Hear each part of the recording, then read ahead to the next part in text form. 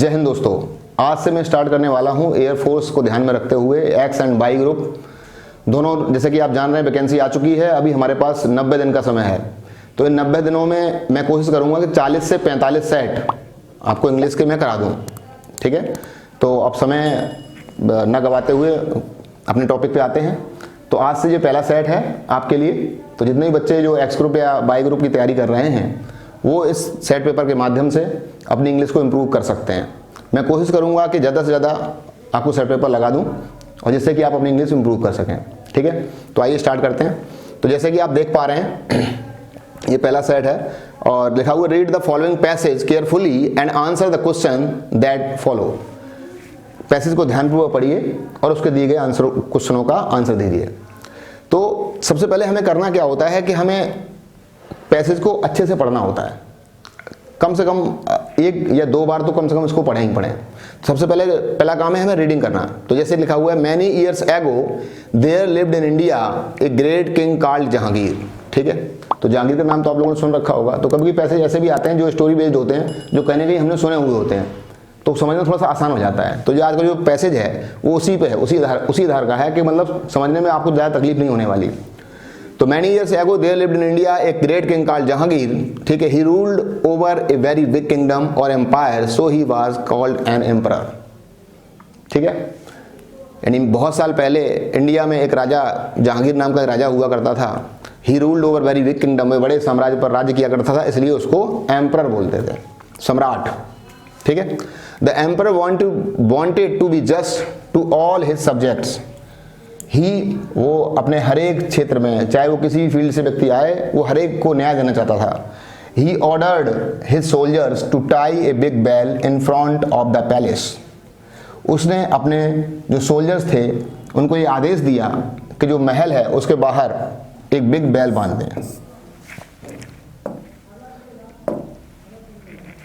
ठीक है, एक बिग बेल बांध दें।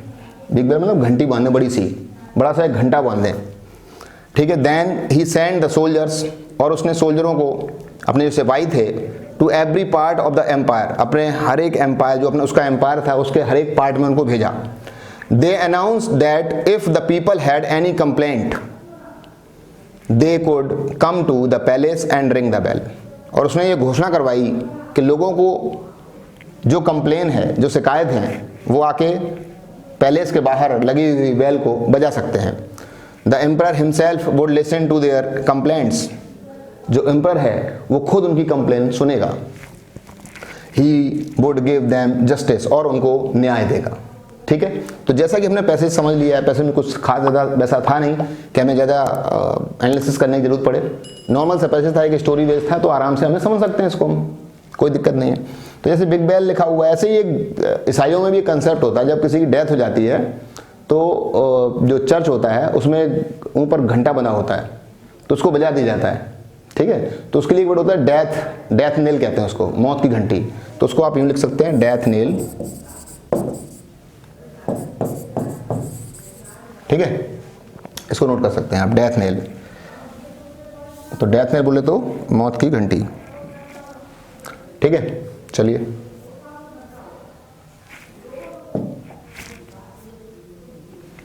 अब देखिए क्वेश्चन देखते हैं। Jahangir was called an emperor. Jahangir को एम्परर पुकारा गया बिकॉज, क्योंकि।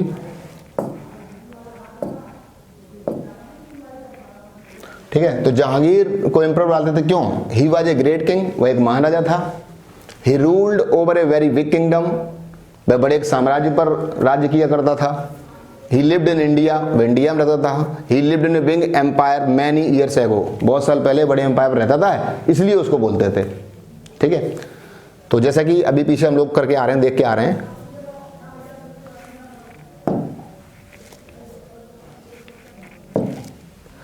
तो वहां देखा था he ruled over a very big kingdom. ठीक है, तो this is the correct answer. आप लोग भी लगा सकते हैं मेरे साथ। ठीक है, तो जैसे ही ruled over very big kingdom.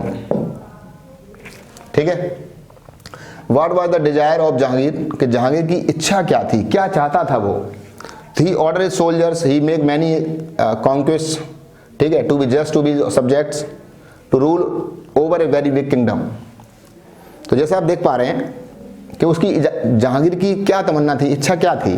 तो जैसे अभी पैसेज में पीछे पढ़ा था कि वो हर एक को न्याय देना चाहता था, हर, है ना, तो उससे रिलेटेड कौन सा ऑप्शन में मिल रहा है, तो सीधे सीधे दिखाई पड़ रहा है to be just to his subjects. ठीक है, ओके। एक वर्ड मिला यहाँ पर, जैसे ऑर्डर है सोल्जर्स ने अपने सिपाहियों को आदेश देना चाह रहा था, तो वो जहांगीर वो तो ऑलरेडी एम्परर था, तो वो दे सकता था किसी को भी आदेश, है ना। तो ये तो हो नहीं सकता। मैनी कौन के उसने बहुत सारा जगह जीतनी थी, इसलिए उसने ऐसा कुछ किया। तो ये ऐसी कोई उसकी इच्छा थी, तो ऐसी कोई इच्छा तो दिखाई नहीं पड़ी पैसेज में। पैसेज में क्या दिखाई पड़ा, वो साफ साफ कह रहा था कि वो लोगों को न्याय देना चाहता था, इसीलिए उसने दरवाजे पर एक बिग बेल, ठीक है, लगा रखा था। ठीक है बेटा, चलो फिर आगे बढ़ते हैं।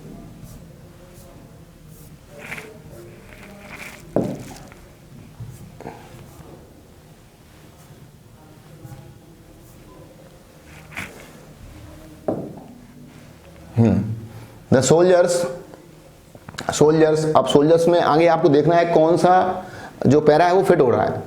कॉल्ड ऑल द पीपल, सभी लोगों को बुलाया। अरेस्टेड ऑल द क्रिमिनल्स, सभी क्रिमिनल्स को अरेस्ट कर लिया। Rode away to a distant land, tie a big bell in front of the palace. तो यही आपको सही लग गया होगा आंसर, कई लोगों ने कर भी लिया होगा।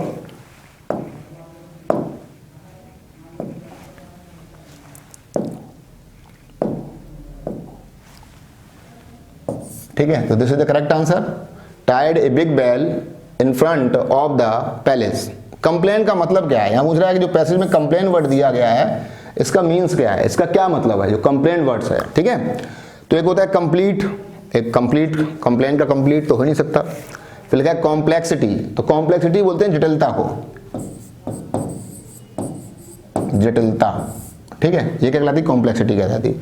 तो कंप्लेन करना या ऑब्जेक्शन करना, ये तो आपको समझ में आ ही गया होगा। ठीक है, तो ये तो वोकैबुलरी पे बेस्ड क्वेश्चन था। ठीक है बेटा, दूसरा लिखा है डिजास्टर। तो डिजास्टर के वर्ड में हम लोग कह सकते हैं कैलामिटी। ठीक है, तो डिजास्टर के लिए एक वर्ड होता है कैलामिटी। ठीक, ओके, तो ऐसा करता हूं समझ में आ रहा होगा आपके। चलिए अब आगे बढ़ते हैं।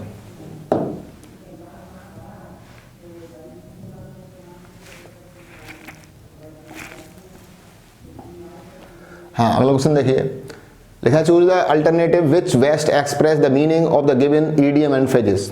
ठीक है, तो ईडियम फ्रेजेस आपके पेपर में एक या कभी कभी दो पूछ दिए जाते हैं, तो ये भी आपको ध्यान रखना है कि कभी कभी एक या दो ईडियम्स दिए जाएंगे, है ना। तो जैसे लिखा है रन अक्रॉस। ठीक, एक रन अक्रॉस होता है, ऐसे कह सकते हैं कम अक्रॉस, एक कम अक्रॉस। ठीक है, तो रन अक्रॉस या कम अक्रॉस। ठीक, बात देखिए, तो अचानक से, तो meet by chance, this is the correct answer, आपने लगा लिया होगा। तो रन अक्रॉस का मतलब क्या हो जाएगा, मीट बाई चांस। ठीक है, मतलब हम भी दौड़ते हुए जा रहे थे, है ना, तो अक्रॉस कर गए, यानी उधर से वो भी आ रहा था, तो ऐसे अचानक से मिल गए, उसे कहते हैं रन अक्रॉस। ठीक है बेटा, चलो आगे बढ़ते हैं। उसके बाद देखिए, फिर आपको क्या करना है कि almost nearest in the meaning, आपको नियरेस्ट मीनिंग ढूंढनी है। क्या ढूंढनी है, नियरेस्ट मीनिंग ढूंढनी है। तो नियरेस्ट मीनिंग देखिए लिटिल, तो लिटिल का नियरेस्ट मीनिंग ढूंढना है। तो एक तो वर्ड जैसे यहाँ पे सिंपल और सैंपल, तो पहले सबसे पहला काम हमारा ये होना चाहिए पेपर करते समय कि एलिमिनेट करें चीज़ों को। जब एलिमिनेट करेंगे, है ना, तो क्या होगा कि हमारा जो क्वेश्चन है वो आसान हो जाएगा थोड़ा। तो पहले देखिए कौन कौन से क्वेश्चन जो बिल्कुल, कौन कौन से जो आंसर हैं जो बिल्कुल नहीं हो सकते। जैसे एक लिखा हुआ सिंपल, तो लिटिल का सिंपल तो हो ही नहीं सकता, ये सभी को पता है। ये लिखा है सैंपल, सैंपल या स्पेसिमेन, है ना, एक नमूना या मॉडल कह सकते हो आप। तो सैंपल या मॉडल भी, है ना, तो सैंपल या मॉडल हो गया, है ना। उसके बाद लिखा है ट्रिवियल। ठीक है, तो ट्रिवियल मान तुच्छ, छोटा, तो वही हो गया लिटिल। तो this is the correct answer, है ना। और पिटी, पिटी कंडीशन होती है, दयनीय स्थिति, उसे कहते हैं पिटी, है ना। तो पिटी माने दयनीय स्थिति हो गया। सिंपल आपको पता है, ठीक है बेटा। ट्रिवियल जानते हैं, तुच्छ हो गया, तुच्छ यानी लिटिल हो गया, और सैंपल आपको क्लियर हो गया। ठीक, आगे देखें अपोजिट इन द मीनिंग, आपको अपोजिट छांटना है। पहले लिखा है इमोर्टल, क्या लिखा है, इमोर्टल। तो इमोर्टल का मतलब जो अजर अमर है, जो कभी मरेगा ही नहीं, हमेशा के लिए, है ना, उसे कहते हैं इमोर्टल, है ना। जैसे देवताओं की लाइफ कैसी, इमोर्टल लाइफ, वो हमेशा अमर रहते हैं। तो अजर अमर वाला कंडीशन क्या कहलाती है, इमोर्टल कहलाती है। ठीक, तो अब हमें चार ऑप्शन दिए गए हैं। ठीक है, हमें करना है अपोजिट, यानी तो इमोर्टल का मतलब कैसा हो गया, जो परमानेंट है हमेशा, है ना, है ना, जो हमेशा कैसा है, परमानेंट है, उसे कहते हैं इमोर्टल। और यहाँ पर क्या लिखा हुआ है, इटर्नल, परमानेंट, डेथली, टेम्पररी। तो कौन सा नहीं हो सकता, तो भाई इमोर्टल का परमानेंट तो हो ही नहीं सकता, क्योंकि हमें अपोजिट चाहिए। तो पहली बात ये तो बिल्कुल नहीं हो सकता, तो ये तो हटा ही दो, ठीक, परमानेंट हो गया। डेथली, डेथली पेल, एक बार होता है डेथली पेल। तो डेथली पेल का मतलब जो आदमी मरने की कगार पे होता है तो उसके अंदर क्या होता है, खून की कमी हो जाती है, पीला पीला दिखने लगता है, उसे डेथली पेल कहते हैं, एकदम मरणासन पर, मरने की कंडीशन पर। तो डेथ से डेथली, डेथली पेल, ठीक है। तो डेथ, जैसे वर्ड लिखा है डेथ, इसके लिए और भी वर्ड आपको वर्ड रेडी होने चाहिए, याद रहने चाहिए, अभी लिखा रहा हूँ मैं आपको। जैसे इटर्नल होप होती है, आप इसको ऐसा करिए, इटर्नल होप का मतलब कभी ना खत्म होने वाली आशा, जो लगातार बनी रहे। तो यानी इमोर्टल, इटर्नल, परमानेंट, ये सब सिनोनिम्स हो गए, है ना। और डेथली पेल आपको क्लियर हो ही गया होगा। तो इटर्नल होप, कभी ना खत्म होने वाली आशा, जो हमेशा बनी रहे कि हम कामयाब होंगे। क्यों नहीं कामयाब होंगे, अगर हम मेहनत कर रहे हैं, अच्छा काम कर रहे हैं, तो कामयाबी जरूर मिलेगी, ऐसा हो नहीं सकता कामयाबी ना मिले। और टेम्पररी आप जानते हो, यानी क्षणिक हो गया, कुछ समय के लिए। तो this is the answer, temporary, ठीक है। तो अपोजिट्स का क्या हो जाएगा, टेम्पररी हो जाएगा, ठीक है। आशा करता हूँ आपको समझ में आ रहा है। और चलिए, जैसे मैंने कहा डेथ, डेथ के लिए कुछ मैं वर्ड आपको और बता दे रहा हूँ, तो और देख लीजिए। जैसे एक होता है death, demise, casualty, pass away, die,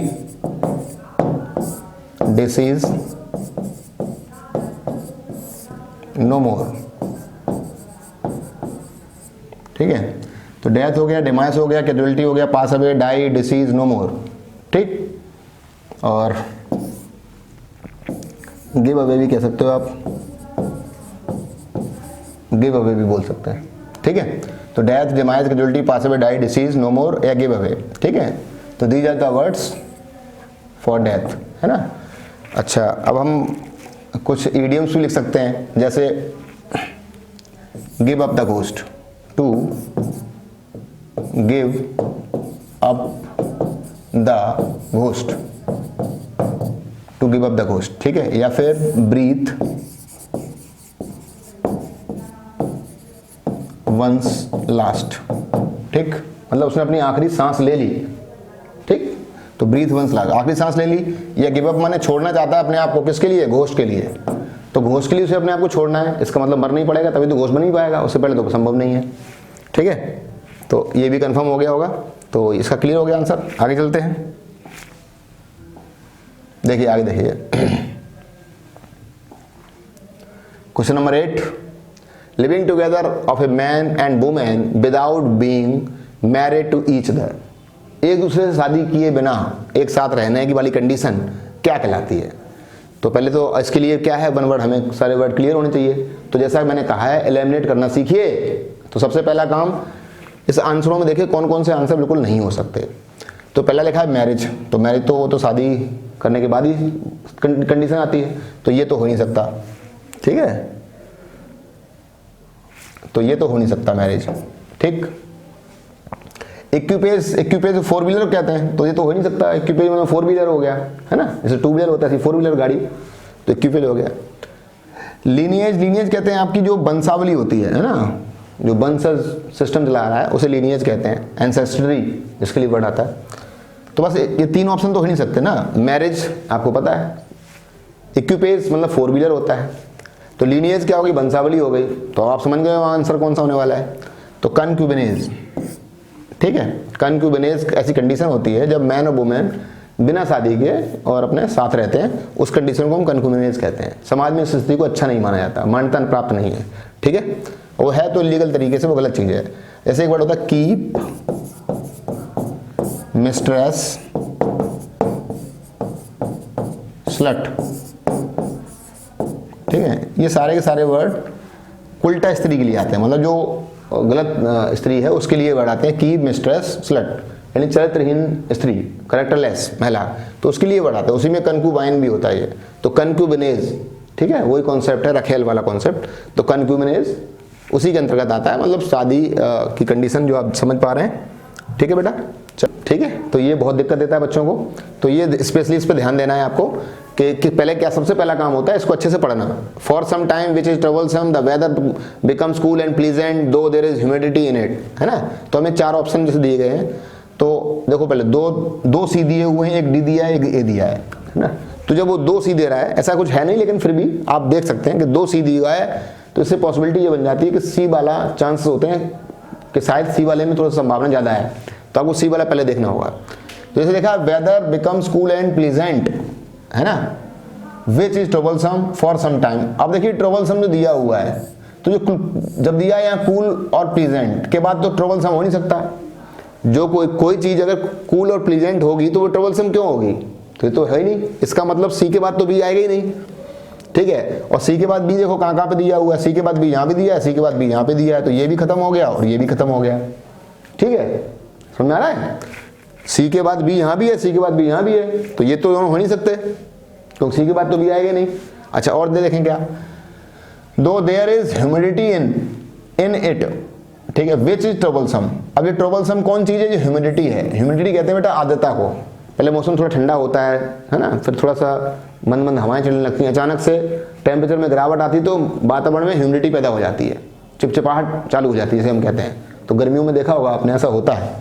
तो ह्यूमिडिटी विच इज ट्रबलसम, तो विच जो है, विच प्रोनाउन जो लिया गया है यहाँ पर, वो किसके लिए लिया गया है, ह्यूमिडिटी के लिए लिया गया है। तो इसलिए मैं कहता हूँ प्रोनाउन थोड़ा जाना जरूरी है इसके लिए, है ना, थोड़ा सा कंजंक्शन जाना जरूरी है, थोड़ा सेट प्रपोजिशन जाना जरूरी है। अगर 2-3 चैप्टर आपको पता रहते हैं अच्छे से, तो उनकी सहायता से भी उनको आराम से आप कर सकते हो, ठीक।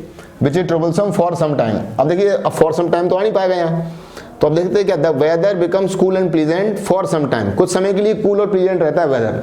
फिर क्या होता है, though there is humidity in it, यदि इसमें ह्यूमिडिटी होती है, यद्यपि इसमें अगर ह्यूमिडिटी है तो विच इज ट्रबलसम, तो ये हमारे लिए ट्रबलसम हो जाएगा, मतलब हमें परेशान करने वाला हो जाएगा, हमें दिक्कत देने वाला हो जाएगा। तो अब देखिए सबसे पहले हमारा कौन सा आ रहा है, तो पहले सी, weather becomes cool and pleasant for some times, ठीक है। तो सी के बाद तो ए आ रहा है, तो सी के बाद ए कहाँ पे आ रहा है, तो सी के बाद ए यहाँ पे आ रहा है, ठीक है। एक ही ऑप्शन में आ रहा है सी के बाद ए, चाहे तो ऐसे भी कर सकते हैं, फिर थोड़ा देख भी सकते हैं, though there is humidity in it which is troublesome, यानी डी के बाद बी आ रहा है, तो this is the correct answer, ठीक है। समझ में आ रहा है, ठीक है ना। तो अब देखते हैं अगला, देखते हैं। Well skilled in his job he is capable person but the roughness of the rustic nature devalues his achievements. तो अब यहां भी करेक्ट सीक्वेंस आपको ढूंढना है। तो जैसे वो कह रहा है डी वैल्यूज, अब डी वैल्यूज किसके डी वैल्यूज की बात हो रही है, आपके रस्टिक नेचर की बात हो रही है। तो रस्टिक नेचर जो होगा वो डी वैल्यूज कर देगा अचीवमेंट्स। आप कितना भी अच्छा कर लो, लेकिन अगर आपका नेचर खराब है, आपका व्यवहार खराब है, तो आपकी वैल्यूज ऑटोमेटिक कम हो जाती हैं, लोग आपको उतनी तवज्जो नहीं देंगे अगर आपका नेचर खराब है, आप कितने भी होशियार बने रहे, कुछ भी बने रहे। तो वही यहाँ लिखा हुआ है।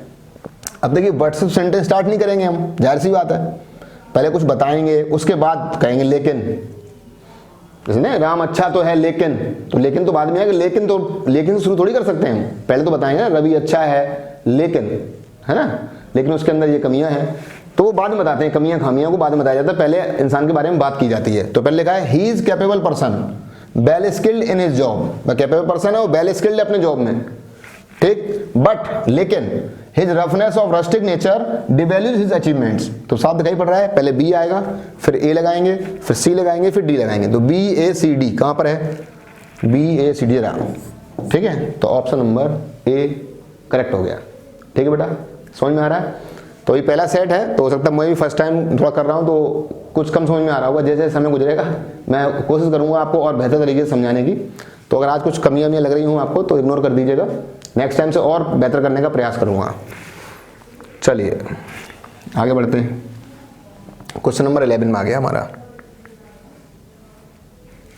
हाँ, फिर लिखा है आपको पैसिव वॉइस बनाना है, इसका क्या बनाना है, passive voice. Run home please, ठीक है। तो प्लीज, तो ये तो सब लोगों ने पढ़ रखा, बहुत इजी सा है कि जब किसी सेंटेंस में प्लीज या काइंडली जैसे वर्ड लगे होते हैं तो पैसिव बनाते समय प्लीज या काइंडली को हटाकर यू आर रिक्वेस्टेड टू लगा देते हैं, ठीक। पहले तो एक्टिव से पैसिव जो बनाते हैं, पैसिव बनता किसका है, पैसिव जो बनता है वो वर्ब का बनता है, ठीक है। एक्टिव से पैसिव बनाते समय सेंटेंस के भाव में परिवर्तन नहीं होता, केवल वर्ब के रूप में परिवर्तन होता है। जैसे मैं बोलूं ही सिंग्स अ सॉन्ग, ठीक है। अब इसका पैसे बनाना है हमें, तो बोलेंगे ए सॉन्ग, ठीक है, इज संग बाई हिम, ठीक है, बाई हिम। अब देख लीजिए यहाँ पर, अब जैसे देख रहा है सॉन्ग इज संग बाई हिम, ठीक, तो यहाँ पर देखिए मतलब वही है, अब सॉन्ग कुछ नहीं कर रहा है, कर यहाँ हिम ही रहा है। अब हिम क्यों लगाया, क्योंकि ये प्रपोजिशन है, प्रपोजिशन के बाद अपना एक ऑब्जेक्ट आता है, तो यहाँ देखिए ही गा यहाँ ही रहा है और यहाँ पर भी ही गा रहा है, तो सेंटेंस का अर्थ नहीं बदलना चाहिए। एक्टिव से पैसिव बनाते समय आपको ये ध्यान रखना है कि सेंटेंस का अर्थ ना बदलने पाए। तो यहाँ लिखा है रन होम प्लीज, ठीक है, और तो उसको क्या बनाएंगे, तो अब प्लीज या काइंडली जैसे शब्दों को हटाकर यू आर रिक्वेस्टेड टू लगा देते हैं। तो यहाँ देखिए यू आर प्लीज, तो ये तो हो ही नहीं सकता, यू आर टोल्ड ये भी नहीं हो सकता, you are requested to run home, ठीक है, this is the correct answer. ठीक, समझ में आ गया होगा। चलिए आगे बढ़ते हैं। क्वेश्चन नंबर 12 देखिए, करने का प्रयास करिए। तो लिखा है doctor said to the patient take complete rest. Doctor ने पेशेंट से कहा कि भैया ऐसा करो, तुम कंप्लीट रेस्ट ले लो, ठीक है, काफी तुमने काम कर लिया है, तुम थक गए हो, बीमारी में पड़े हो, कंप्लीट रेस्ट लो, नहीं लोगे तो फिर दिक्कत हो जाएगी। तो जैसे देखते हैं, तो अब यहाँ देखिए कॉमा एंड कॉमा के अंदर लिखा है टेक कंप्लीट रेस्ट, ठीक बेटा। तो इम्परेटिव सेंटेंस है, तो इम्परेटिव सेंटेंस ये अब आप पढ़ेंगे जब मेरे से डायरेक्ट जब मैं पढ़ाऊंगा आपको तो बताऊंगा कि इम्परेटिव सेंटेंस जब के रूप में जब कॉमा एंड कॉमा में दिया होता है तो रिपोर्टिंग वर्ब है, जिसे लिखा है सेड टू, ठीक है, तो उसे एडवाइज है, सजेस्ट है, ठीक है बेटा, इस तरीके से परिवर्तित कर देते हैं। तो जैसे यहाँ पे लिखा हुआ the doctor told to the patient, पे टोल्ड के बाद तो टू आएगा ही नहीं, तो पहले ये ऐसे ही गलत हो गया, ये तो आपने टोल्ड के बाद कभी टू सुना ही नहीं होगा। टोल्ड सीधा अपने आप ऑब्जेक्ट लेता है, ट्रांजिटिव वर्ब है ना। सैड के बाद टू आता है, सैड के बाद टू इसलिए आता है क्योंकि सैड जो है वो इंट्रांजिटिव वर्ब है, ठीक है। चलिए उसके बाद आगे देखते हैं। The doctor advise the patient to take complete rest, तो सलाह दी डॉक्टर ने पेशेंट को कि भैया कंप्लीट रेस्ट लीजिए। Doctor suggested the patient to, अब सजेस्ट थोड़ी करेगा, डॉक्टर सजेस्ट नहीं करता, डॉक्टर से एडवाइस लेने जाते हैं लोग और एडवाइस की फीस लेता है, वो सलाह की फीस लेता है, वकील सलाह की फीस लेता है, 2 रुपए की दवा नहीं देगा, लेकिन जो सलाह देगा उसी की फीस लेगा, ठीक है। तो ये तो हो नहीं सकता, आज दिया गया, ये सजेस्ट भी नहीं होगा, तो आंसर हो गया बी, ठीक है भैया, समझ में आ रहा होगा। ठीक, आगे देखिए। They spoke in low voice, ठीक है, द चाइल्ड वुडंट बैकअप, ठीक, तो उन्होंने बोला धीमी आवाज में, लो वॉइस में, क्यों, कि कहीं ऐसा ना हो कि बच्चा जाग जाए। अब कहीं ऐसा ना हो कि सेंस में हम एक कंजंक्शन यूज करते हैं, उसका नाम है लीस्ट, ठीक है बेटा, लीस्ट। तो लीस्ट का मतलब होता है कहीं ऐसा न हो, कहीं ऐसा न हो, तो कहीं ना ऐसा हो कि लीस्ट का प्रयोग करते हैं, लेकिन लीस्ट तो यहाँ पर है नहीं, ठीक। तो फिर देखिए, तो फिर यहाँ एक बार कंजंक्शन लगा हुआ है सो दैट, तो सो दैट का भी लीस्ट के संदर्भ में हम प्रयोग कर लेते हैं, ठीक। तो ये आपको ध्यान रखना पड़ेगा कि जब लीस्ट ना दिया जाए तो अगर सो दैट दिया जाए तो सो दैट का प्रयोग करेंगे, ताकि they spoke in low voice, वो बोले धीमी आवाज में ताकि बच्चा जाग न जाए, ठीक है, बच्चा सोता रहे। तो आंसर हो गया हमारा D. We shall fail, we are industrious. अब देखिए इंडस्ट्रियस वर्ड लिखा है, बहुत अच्छा वर्ड है, कई बार पेपरों में आया भी है, सिनोनिम्स के रूप में भी पूछा गया, इंडस्ट्रियस, ठीक है, लेबोरियस, एसिडुअस,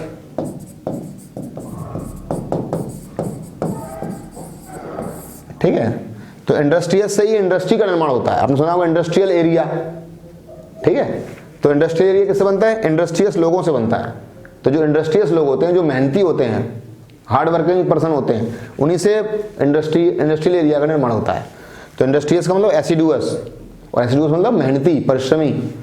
तो वी शैल फेल, ठीक है, हम फेल हो जाएंगे, कब, जब तक हम परिश्रमी नहीं बनते, जब तक हम परिश्रमी नहीं होते तब तक हम, नहीं तो जब तक हम परिश्रमी नहीं होते, ठीक है बेटा, अगर हम परिश्रम नहीं करेंगे तो हम फेल हो जाएंगे, ये डेफिनेट है। तो ये कंडीशन है, कंडीशन लगा दी गई है। तो जब कंडीशन बताई जाती है तो ऐसी इसके लिए फिर हम अनलेस का प्रयोग करते हैं, ठीक। अंटिल का प्रयोग टाइम के लिए करते हैं, अगर यहाँ टाइम की बात हो रही होती तो फिर हम अंटिल लगाते हैं, लेकिन यहाँ टाइम की बात तो हो नहीं रही, वी आर इंडस्ट्रियस की बात हो रही है, कंडीशन दे रहा है कि अगर हम मेहनती होंगे तो हम फेल नहीं होंगे, ठीक है, या अगर मेहनत नहीं करेंगे तो हम फेल हो जाएंगे, ठीक। तो यहां बोलेंगे अनलेस, क्या बोलेंगे, अनलेस, ठीक है। चलो आगे बढ़ते हैं।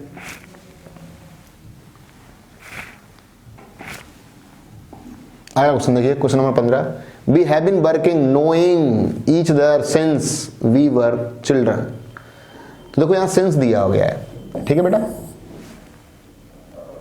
सिंस, ये सिंस जो दिया गया है यहां पर, पहले तो ये देखना होगा सिंस का प्रयोग किया कैसे गया है, प्रीपोजिशन के रूप में हुआ है या कंजंक्शन के रूप में हुआ है।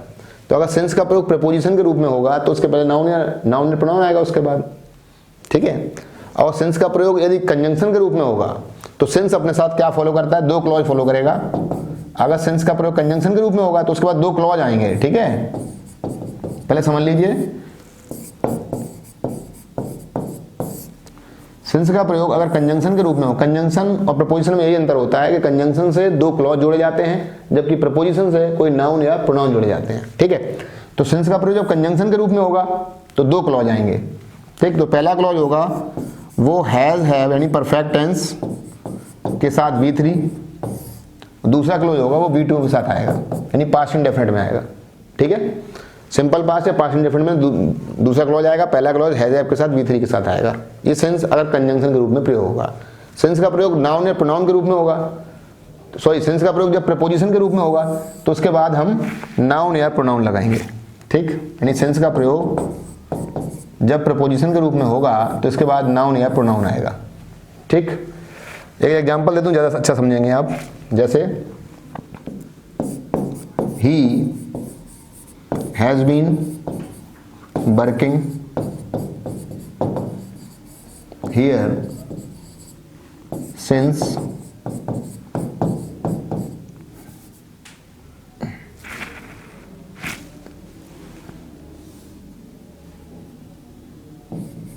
सिंस 1995। तो जो 1995 जो दिया गया है ये क्या है, तो ये नाउन है। अब introduction of part of speech में जब बताऊंगा आपको तो समझाऊंगा सब। तो ये नाउन है 1995, ठीक है। तो ये सिंस का प्रयोग कैसे किया गया है, तो आप बता देंगे भैया सिंस का प्रयोग प्रपोजिशन के रूप में हुआ है क्योंकि इसके बाद नाउन प्रोनाउन आया है, ठीक है। तो इसके जब प्रपोजिशन के रूप में होगा तो इसमें यहाँ has been, had been, will have been ऐसे प्रयोग कर सकते हैं हेल्पिंग वर्ब का, ठीक है। और जब सेंस का प्रयोग कंजंक्शन के रूप में होता है तो 2 क्लॉज दी गई होंगी, 2 क्लॉज दी गई होंगी। पहली क्लॉज हैज़ हैव में दी होगी, दूसरी सेकंड फॉर्म में दी गई होगी। अब यहाँ देखो, यहाँ सेंस का प्रयोग कंजंक्शन के रूप में हुआ है क्योंकि आगे क्लॉज दी गई है, वी वर चिल्ड्रन, जब हम बच्चे थे, ठीक है।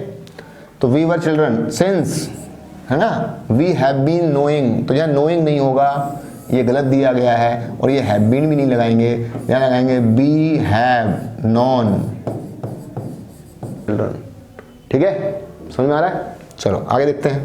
यानी एरर हमारा कहाँ हो जाएगा, ए में, तो ए पार्ट में एरर हो जाएगा, ठीक है बेटा। आगे देखो, look at what I am doing and do like I do, do like I do. अब देखो यहाँ पर आया लाइक, तो लाइक और एज ये 2 ध्यान रखिए आप, लाइक और एज, ठीक। तो लाइक का जो प्रयोग होता है वो प्रपोजिशन के रूप में होता है और एज का प्रयोग हम कंजंक्शन के रूप में करते हैं। यानी ये प्रपोजिशन और कंजंक्शन जब भी हम बोला करें तो आप एक बात ध्यान रखिए कि लाइक का प्रयोग प्रपोजिशन के रूप में हो रहा है और प्रपोजिशन किसको फॉलो करती है, नाउन या प्रोनाउन को, और एज का प्रयोग कंजंक्शन के रूप में हो रहा है तो इसलिए इसके बाद क्लॉज आएगा, ठीक है। क्लॉज आएगा, क्लॉज का मतलब एक उपवाक्य, छोटा वाक्य, उसे क्लॉज कहते हैं। तो लाइक के नाउन प्रोनाउन और एज क्लॉज आएगा, ठीक है। तो जैसे एक एग्जांपल के माध्यम से समझने का प्रयास करिए। You look like a tiger, ठीक है।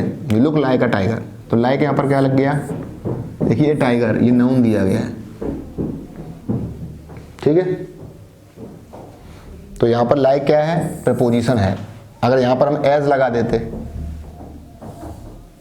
ठीक है, यहां पर एज लगा देते तो वो गलत हो जाता, क्योंकि ये ए टाइगर कोई क्लॉज तो है नहीं। जब क्लॉज नहीं तो फिर एज का प्रयोग कैसे कर सकते हो। एज के लिए क्लॉज चाहिए, एक सब्जेक्ट चाहिए, एक वर्ब चाहिए, वो तो यहां पर है नहीं, ठीक है। चलो जल्दी से देख लेते हैं। तो ये लिखा look at what I am doing and do like I do. अब यहाँ आई डू दिया गया है तो आई डू कोई नाउन तो है नहीं, ये क्लॉज के रूप में काम कर रहा है, तो फिर लाइक यहाँ पर नहीं आएगा, यहाँ पर हम एज लगाएंगे, ठीक है।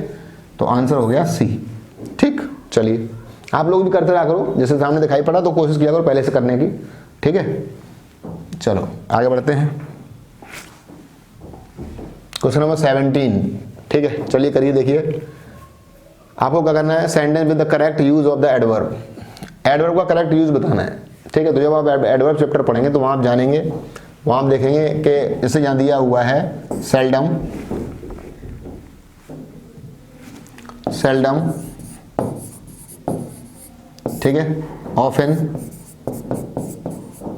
ठीक है, जैसे वंस, ट्वाइस, जो एडवर्ब ऑफ फ्रीक्वेंसी होते हैं, एडवर्ब ऑफ फ्रीक्वेंसी, ठीक है, मतलब बारंबारता, जिनसे किसी की बार बार होने की घटना होने की जानकारी मिलती है, या ऑलवेज, ठीक है। तो ऐसे वर्ड कहीं आपको मिलते हैं तो हमेशा मेन वर्ब के पहले आते हैं।